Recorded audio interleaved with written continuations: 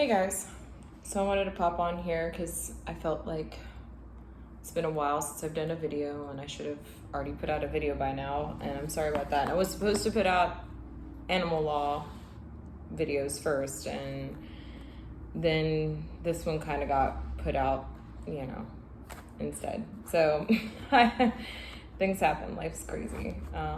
My kid had to go get his license, so that was kind of a big ordeal. And so today's video, as it says in the title, is we're going to be discussing ethics in the turtle hobby. And I have to stay on task since I don't edit, so I put a little bullet points. So before I get into this, it's really something I kind of want to point out is that I'm fairly well known. People know me. People either love me or they hate me, dislike what I have to say, or like what I have to say, or in between. And that's kind of what ethics is all about, right? Because ethics is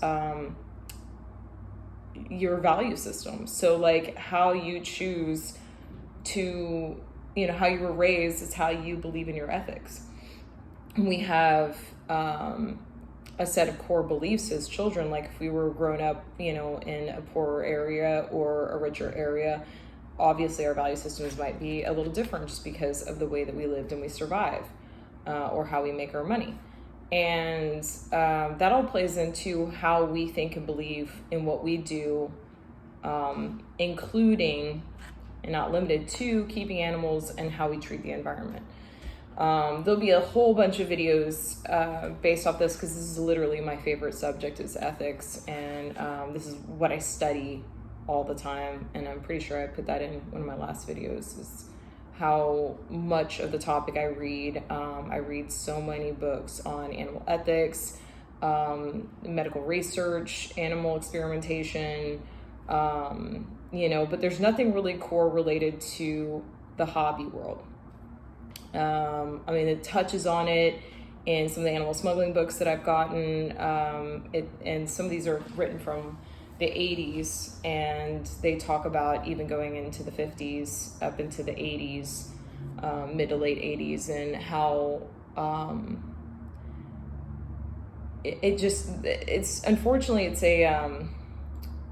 smuggling, for instance, is something that just continues to perpetually happen because the top dogs in the countries that these animals are being smuggled from are also dealing with guns, drugs, human trafficking, a bunch of other things. And those guys never get touched. They're just up there living their life, puppeting all these other guys that are smuggling these animals and doing these things. And those guys get busted. And unfortunately, it's a, slap on the wrist. He's getting busted for $150K worth of animals, and then he goes to jail, prison, may serve maybe up to 2 years, and probably only has to pay $50,000. So he's in federal prison, which is a lot nicer from what I hear than state prison, and then he comes out to $100K. And he's already got a criminal history and a criminal past, and this is good money, and he doesn't really have to do very much and to continue to get it. So okay, I'm gonna look at the bullet points because I know I'm probably jumping ahead a little bit and I don't want to get behind. Okay, so there's several organizations I'm not big fans of, and I will touch multiple times, and I'll use the Turtle and Tortoise Preservation Group as my example for a lot of this because they are probably they're the one I'm most well known with because I once upon a time was a part of that organization. And if you've watched previous videos, not a huge fan on personal reasons, but also on ethical reasons and so on and so on. I think that anybody that's not aware of the things that are going on in some of these organizations, will eventually somebody's going to get screwed over, somebody's going to get in trouble. Anyways, let's So I want to start with the hidden agendas of these organizations. Turtle laundering, for instance. So the hidden agendas is a lot of these guys in this group, they're not your friend. They're not going to be your friend. It feels like friendship, right? But at the end of the day, the friendship is only as good as, you keep your business going. You're getting the things that you need from that individual. And as long as they play nice in that little pool, then everybody's good. Then everybody's safe. The moment you turn on another person that's giving away free stuff or, appearing like a good part of the community, you're gone. There's no investigating. There's nothing to see. There's no fair trial. It's just this social group of people that are using each other essentially. And it's just gross. It's gross. They do like to protect their own. Personal attacks as defense. So they like to go and personally attack somebody. For instance, somebody says, oh, this, like me, and I say, oh, this guy's a pedophile, whatever. Well, you're not perfect. You know what I mean? Like it's stuff like that. Or they'll be like, oh, well, she gets her money this way, or she does this, or there's always some sort of personal attack. And you don't have to, I'm just using myself as an example because I've personally gone through all this. And unfortunately, a few other people that I know, like this is not, the turtle hobby world is such a small and super niche part of not just the animal world, but even like the reptile world. There's the reptile world and then there's like the turtle world. And it's so different. I talked to other reptile hobby people about this and they agree it is completely disassociated from the main of reptile hobby. Like lizard people, snake people, all that kind of frog people all kind of hang together or can get, they do things together, but and they're all very similar. And then you go over here to the turtle people and we're just very small niche group of individuals.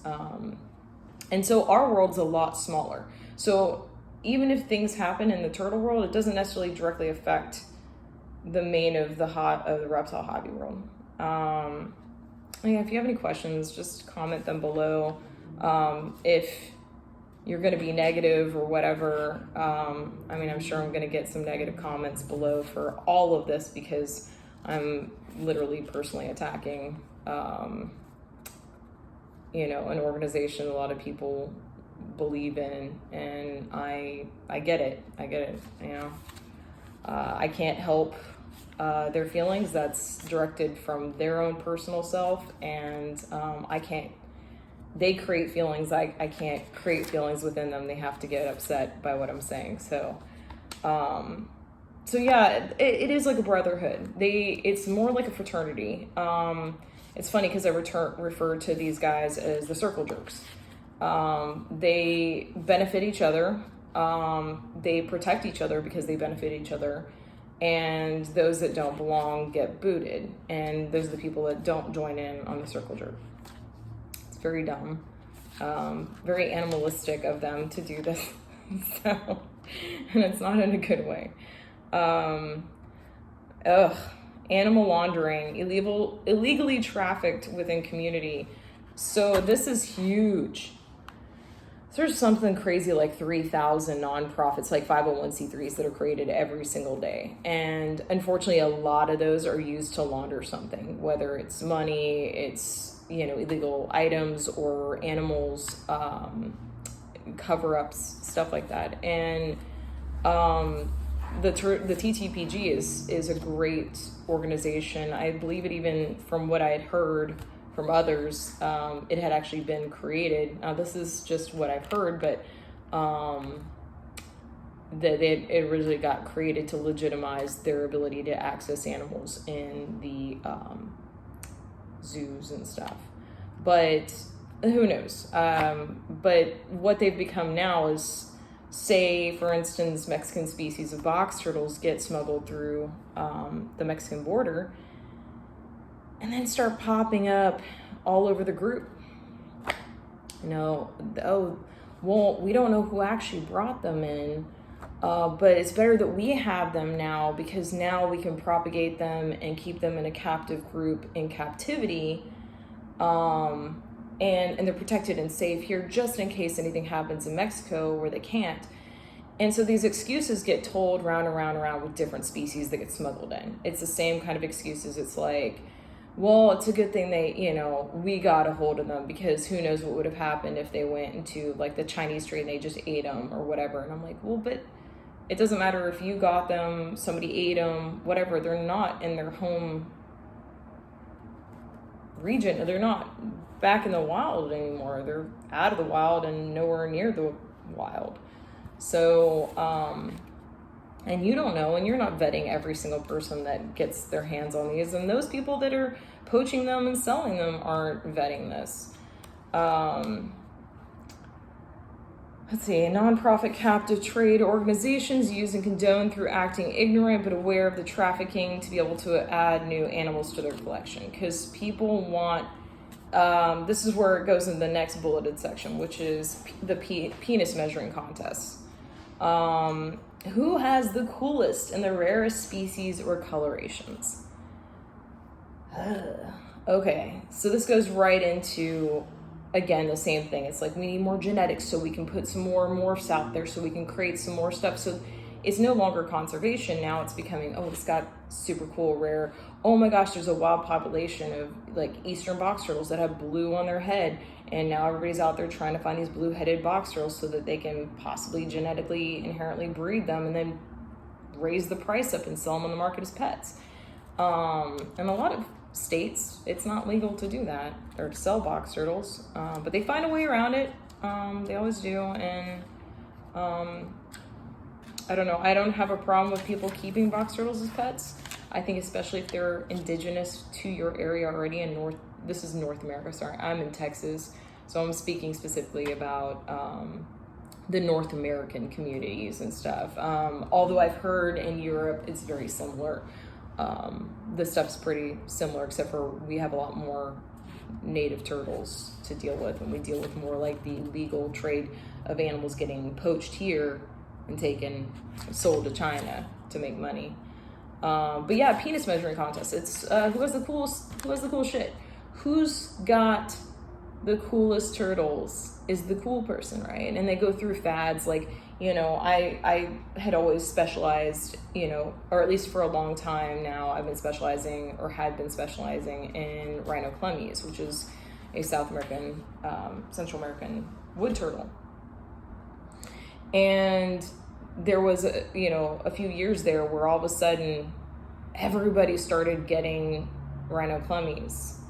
And it was not that then when they're talking about working with them and building a group, and the irony is that they get these big ideas just because they want it, but it's never well thought out. It's like, well, but how many individuals are out there? What's their mortality rate being imported? Like, once you get there, what is the end goal? Because none of these people, or very few of them, I'm talking about like the 1%ers are the ones that are actually paying attention to which individual animal is breeding which other individual animal. Otherwise, they're just dumping it into a tub or a pond, and they have no idea the genetics that's coming out of that, selling them to people, and nobody's keeping track of which animals are related or not. So the amount of inbred animals and going generationally, sorry to say it, but like, they don't care. They're not keeping track. They just want your money.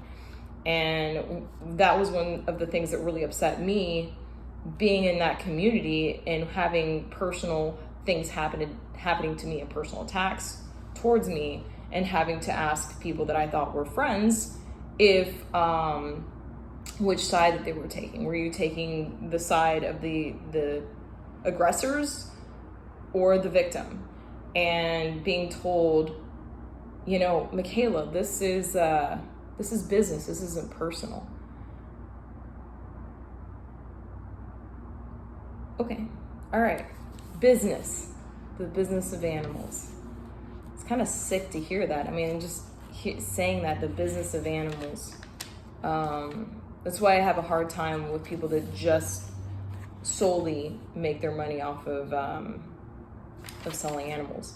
But yeah, so it's a penis measuring contest. It's a lot of the guys do that with a lot of things, and I'm okay with them, souping up bikes or trucks or whatever, because these guys, those are inanimate objects. We're talking about living, breathing creatures. And, okay. So now here we're going to go into the next bullet point. Poaching of natives, shipping to China. Would you enjoy knowing rare endangered species are leaving this country to be ground up and snorted or mutilated from their natural selves to depigment for commercial, or to be depigmented for commercial looks? Because we've had multiple issues with people getting busted in Florida, sending native turtles to China, because China pays big dollars for a lot of our native species, especially high colors and stuff. And we got 2 ports of entry here in the U.S. out of states that are successful at getting animals through. They're more paid out, like politically more protected ports for smuggling. But a lot of these guys do it individually, and those are the ones that end up getting busted, from what I've learned from agents, as well as people that have been convicted and were previously indicted for illegal wildlife trafficking. But yeah, poaching from our own personal states. How would you like that, to know that you're somebody that has a beautiful little box turtle in your backyard and you've had it for 30 years, and to know that somebody's out there picking through the wild populations and sending them to China to be eaten, to be ground up from their bones, to be made into medicines, and whatever they want to do with. I mean, I don't like the idea of any of that really being done, even in China, but like who am I to say that's their culture and that's their stuff? And I don't live there. I live here, and I care about my indigenous species. But again, within these communities, within all of this, it could be known or not that these people are doing this. And it's always funny because it's like Gossip Girl. This community is such full of gossip. It's 99% men and maybe 1% women that are actively involved in these groups and trying to put it, writing books and doing stuff like that. And it's just,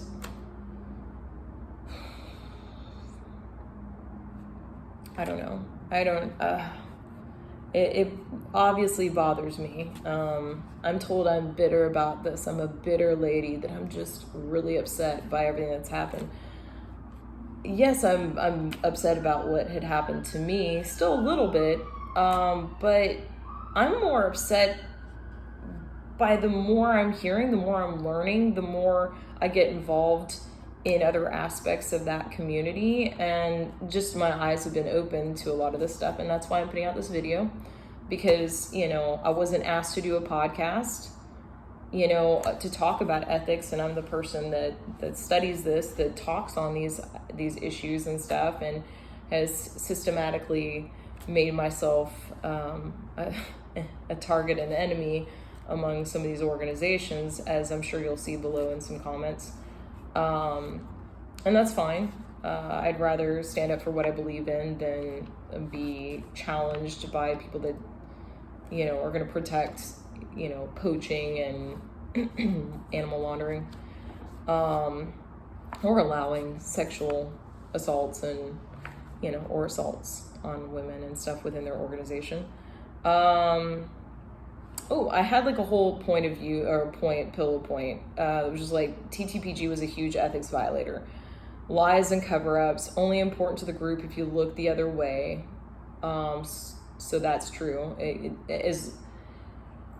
You might not like what's going on. People might not like it, but they don't do anything about it. And I feel like those are just as bad as the people that are actually doing it. When you're just when you know what's going on, but you're not doing anything about it, and you're just jabbering and talking. I mean, I'm studying, I'm trying to put articles out there, I'm educating the public. I just got asked to do an illegal wildlife talk at a big expo coming up, and I'm trying to make a difference. But these guys, they're like, oh, that's really bad, that's really terrible, but what can I do? Well, you can tattle on them. You can tell them that's not okay. You can shoo them out of the organizations. And you have to police your own community, right? For it to be healthy and happy and all that. Before I ever went to the first TTPG conference, I got told by several women within the zoo community that kind of warned me ahead of time on certain individuals to watch out for. That this guy's gonna get drunk and say crude and rude and inappropriate comments. That there's just certain individuals to watch out for. And thankfully, nothing had really happened for a long time. I did have guys stare at my chest, but that can happen. I mean, it's not like he's touching me or anything, but until I actually got assaulted at the conference, that was kind of like the eye-opener. I asked for them specifically to do two things for me, and that would be do a whistleblower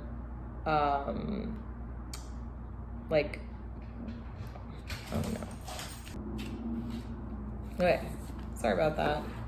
My kid came home. So these women, told me this stuff, and these things kind of happened, but and then getting assaulted, and that was not fun. And then being systematically told that I was this evil person that's just trying to, destroy something great, that all because I got my butt hurt or whatever, which is, it's kind of messed up. Getting smacked in the back of the head so hard that you're holding back tears because it really hurt. It really hurt, and I've had 7 concussions, so brain trauma, head trauma is a big deal to me. And I did think about it later. A few months after it had happened, I actually lost the ability to speak and read for over 2 hours. And then I had another episode about 12 hours later after that. And if I had had health insurance at the time, I should have gone and gotten checked out, because that was scary. But thankfully, I have not had another episode since then. But it is scary, because when you've had that much head trauma and stuff, it's you gotta be really careful. So the guy could have hit me anywhere but my head, but he hit my head. Why? I have no idea. You'd have to ask him. Next bullet point. NARBC, North American Reptile Breeders Conference. I put the struggles with constant sexual assault within and at expos, abbreviated hotels. So I had been going to the Texas NARBC show for over 20 years, on and off. I didn't go to every single one because it's twice a year. But it was a great place to go to meet up friends. I was really not that involved in the reptile community as a whole. It was a great place to meet up other turtle people, walk around, see what they had, talk about the turtles they had. Clearly that one's an import, and I wonder what, subspecies that one, that's definitely not what it is that they have it listed at. It was fun for a while, and then my son started volunteering and helping out with USARC, which is an organization for lobbying for keeping reptiles as pets. I'll have to make a video about that one specifically at a later date, and my opinions on that. But once he started volunteering for that, it was all of a sudden people started noticing me more. I'd always been in the education world, working at the zoos. I worked at the Dallas Zoo forever, and the Children's Aquarium forever, and the natural history museums, and all that fun stuff. And so I was a big part of the community, big part of the plant and water pond community. I did just about everything, and I volunteered just about everywhere. It's just something I enjoy doing. I love learning things and sharing it. With the NARBC, it's just been disappointing. It's categorically just been that community's unpatrolled, and chaotic. And I'm currently doing studies to work on an article I want to put out about how people that keep more than just a few animals have more than likely have even more than one, trying to think of the word, mental disorders. And not in a, like, necessarily a negative way either. Like, I'm just talking, spectrum, bipolar, schizophrenic, all sorts of stuff, just because I feel like animals really connect with people that have struggle with mental disabilities. I mean, I'm high functioning autistic, so I see that, and I can understand how it's hard to connect with another person socially, and it took a long time to get to that point. And animals and plants, for me specifically, it was just like a great way to connect. Whistleblowing, is it real or is it fake? Can you trust the source? So within NARBC and like the owners of that company, and even expos in general, reptile expos, I mean, they have to deal with, is this person telling the truth? Are they just lying? Is the woman real or is she fake? Is what she's saying happened or didn't happen? And then it's one of those things where, you kind of have to be like, well, I think both of them are probably, at fault in one way or another, because, I don't know. I don't know these people well enough. And how well do you actually know somebody? Even if it's through, seeing them through a hobby, that's a hobby world. You're not seeing this person every single day. You're not getting to know them in a super personal sense. And so expos, what's going on right now with, even with I had to write a personal statement for an assault that had recently occurred from the woman that had been bullying me for quite a few years now. I mean, this whole thing really came to light for me, that she was going after me, was after my assault, and after November of 2021, and it's now 2025, and it's just like, if I was to walk in there, I mean, the last time I was anywhere near her, she got 2 inches from my face and started screaming and yelling, and this went on for at least 15 minutes in the middle of a hotel bar where I was just hanging out with friends. I was minding my own business, talking to people, and she got 2 inches from my face and screamed and said all sorts of stuff, and I held my own. We'll say that I was pretty terrified, because I could tell that she wanted to hit me, when her face is essentially turning purple. And I don't know what would have happened if I'd stayed there longer, but I said, you know what? I was like, I just want to hang out with my friends. You can leave me alone. No, I'm going to do this all night until you leave. And then I just said, forget about that. Like, forget it. And I walked away. And I walked to the other end of the bar. And by then, her bosses came down. She got, talked to. I got talked to. A lot of people came over and defended me, because it was all witnessed by like 45 vendors and sponsors of the show. And I try to warn, and I try to tell people what's going on, and they can take my word for it or not. But, it's very frustrating when I'm trying to do something to help the community out or to help people out, and then I get told I'm the asshole for outing the person. But unfortunately, apparently she, at the NARBC Tinley show, supposedly assaulted a pregnant woman, and it's on video for the hotel. The hotel provided the video, and I got asked from the owners of NARBC and the woman in question to submit a statement of my experiences with the individual, which I did. And apparently I was one of quite a few that submitted statements of bad experiences with that individual. And that's in the hands of but I feel like this all could have been deeply avoided had people listened. And the fact that I try, but it's hard when you're thrown under the bus and said that you're a bad person. By the way, it does hurt. Like, all that stuff does hurt. Like, I'm not immune to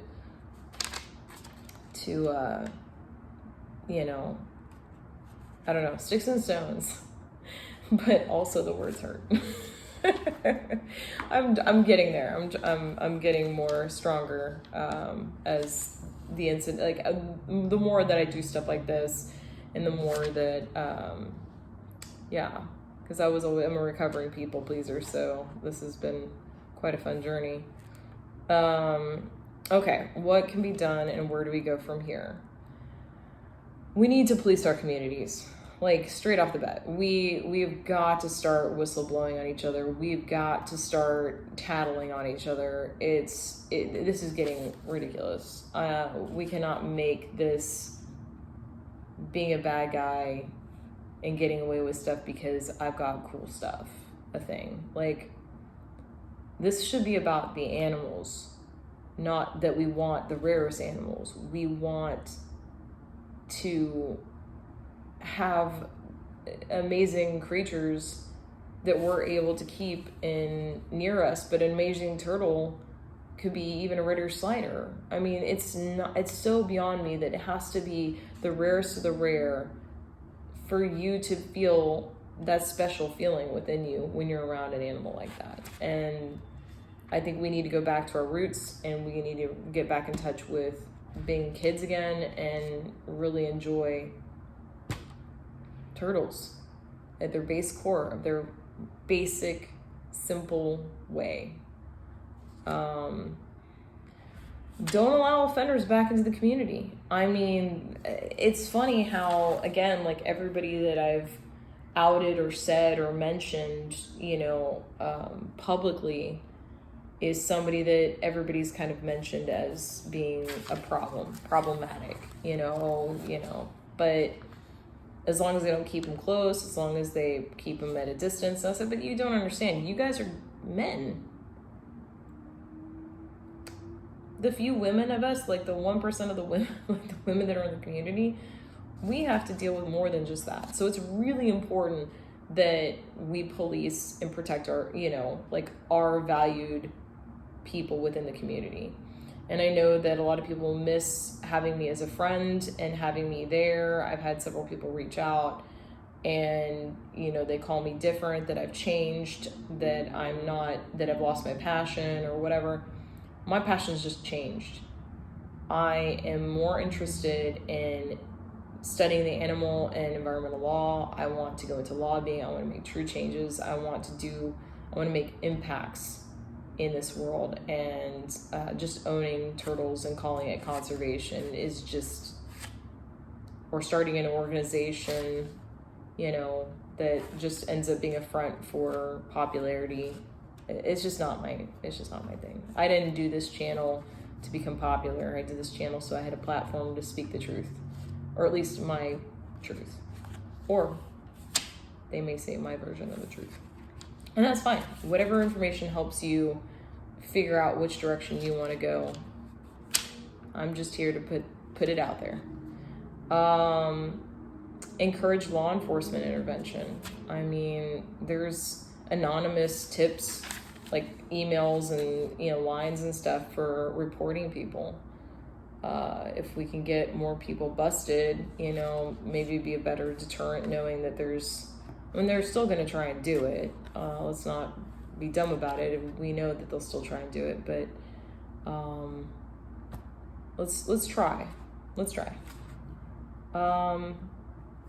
Conclusion: work on doing the best for the animals. Encourage innovation and make proper ethics in the community. This was a hard thing to think about when I decided to write the conclusion for this conversation. Was just trying to find the better solutions. And this is why it's so important to have these conversations. I wish people were brave enough to put me on podcasts, so they can have these conversations with people and have challenges, and that y'all all can watch that sort of, because then you get the benefit of somebody that's not necessarily 100% aligning with one direction. I'm kind of an opposing direction, so it helps communicate to people, especially with differing value systems, that that we're here to broaden our education and understand the full spectrum, instead of just what's being force fed to us by people that we think are the experts. Just because somebody wrote a book about a species doesn't make them an expert. Ironically, some of these books are written from taking information from actual other breeders and just throwing it into a book. So keep that in mind, that just because somebody wrote a book doesn't make them an expert in the species. It just makes them really good at publishing a book. We all want to feel part of a community, but not at the expense of the community. So what I'm saying there is, don't throw your own value system and ethics out the window just to feel like people find you as an important part of the community. You are an important part of the community for your value system, for what you're trying to do, and hopefully it's in a positive way, in a good way, but don't throw your values out of the window just to be liked. I mean, this is something that is learned through experiences and hopefully positive, peers that you have when you get older, and just let's try and do what's best for the animals and for each other when we're talking about having a healthier community. So ethics is something that we need to work on, and deeply work on, in the turtle hobby community. Like, it is an absolute mess. It feels better because the people seem better, and they seem like they have a, they're not all, whoa, almost knocked over my, okay, we're good. There's that perception that it seems more ethical because people can sound smart and appear smart and appear like they're not all tatted up and smoking weed and doing all that stuff, so they don't appear as dysfunctional. But trust me, I think all of us have a little bit of dysfunction within us. And then I'll end on this.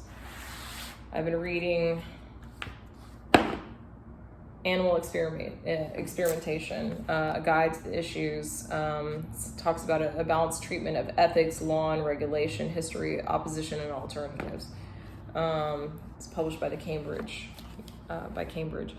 So this was a excerpt written from Miriam Rothschild in 1986, and it says here, looking back at the first half of my life as a zoologist, I am particularly impressed by one fact.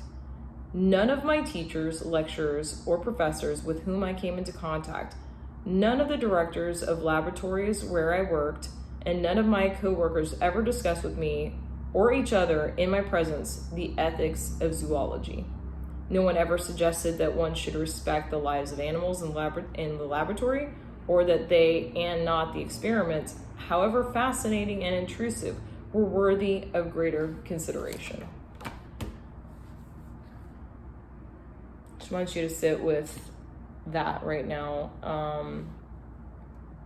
That even within labs, within zoos, within hobbies, nobody really talks about the ethics of it.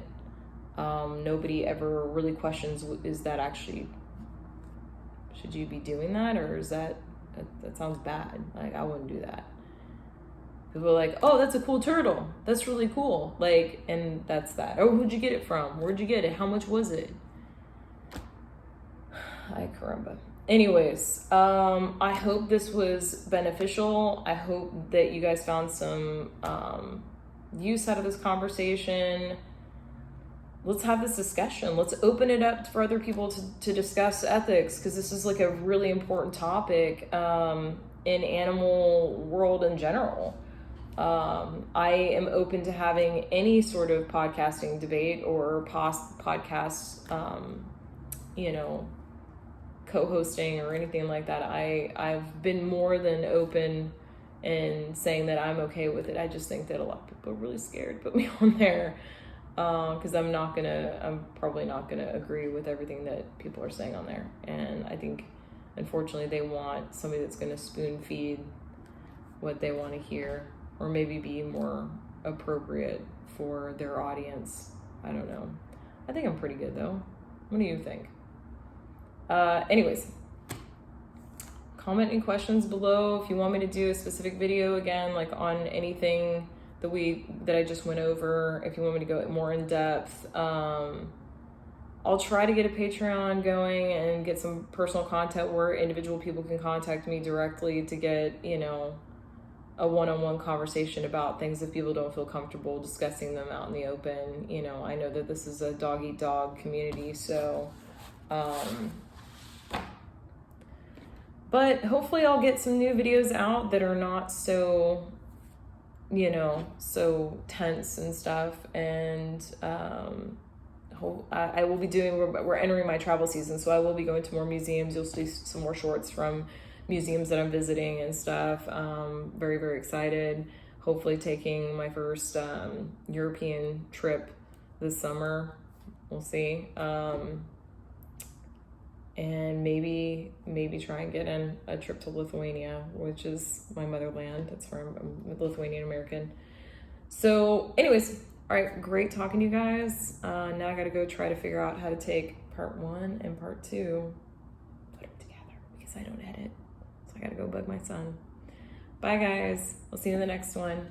Mwah.